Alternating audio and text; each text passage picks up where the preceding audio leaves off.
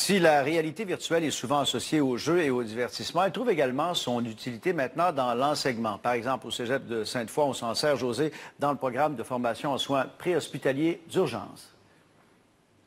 Je me trouve actuellement dans une salle qui a l'air un peu banale, mais à l'aide de lunettes de réalité virtuelle, il peut y avoir ici une scène d'accident impliquant un autocar ou un endroit où il vient tout juste d'avoir une explosion avec plusieurs blessés. Tout ça dans le but de mieux former les futurs paramédics.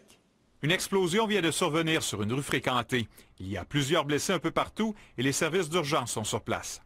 Voilà l'un des scénarios auxquels les étudiants en soins préhospitaliers d'urgence du Cégep de Sainte-Foy sont confrontés dans le cadre d'expériences virtuelles. En fait, j'ai comme la personne ici devant moi que je viendrai. Une simulation immersive qui vise à plonger l'étudiant dans une situation où il doit répondre rapidement aux besoins des blessés.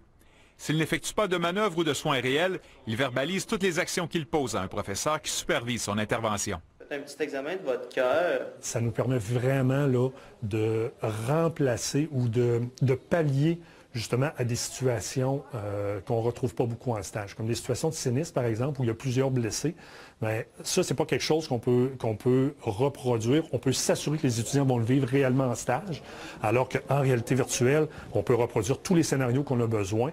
Pour ajouter au réalisme, le professeur peut aussi interagir avec l'étudiant en entrant dans la peau d'une des victimes. Je ne sais pas trop ce qui s'est passé, monsieur, là. J'ai comme un petit oubli, là. Moi, je vous conseille fortement de venir avec nous. On va aller voir un médecin à l'hôpital. Les étudiants semblent adorer cette nouvelle façon de tester leur apprentissage. Ça s'emporte assez facilement, là. C'est assez immersif, là. On a l'impression d'être à l'intérieur pour de vrai. Puis on est capable, nous, de porter de faire les mêmes décisions, le même raisonnement qu'on appliquerait dans une vraie situation. Quand on arrive sur la réalité, on peut voir, OK, c'est vraiment comme ça. Puis je me rappelle d'avoir déjà vu ça en réalité virtuelle. J'avais plus fait ça comme ça. Ça nous aide vraiment, en fait, à prendre des décisions aussi beaucoup plus rapides. La prise de décision rapide est la clé pour bien réagir. Voyons comment ça se passe pour quelqu'un qui n'a pas de formation de paramédic. Oh, lui, il y a une blessure vraiment sur le côté, là. Ça prendrait peut-être des pansements. Ça prendrait des pansements parce que là, ça saigne de plus en plus, là, on dirait.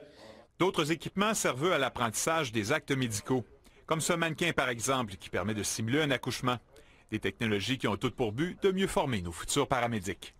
José Lagagnère, TVA Nouvelles, Québec.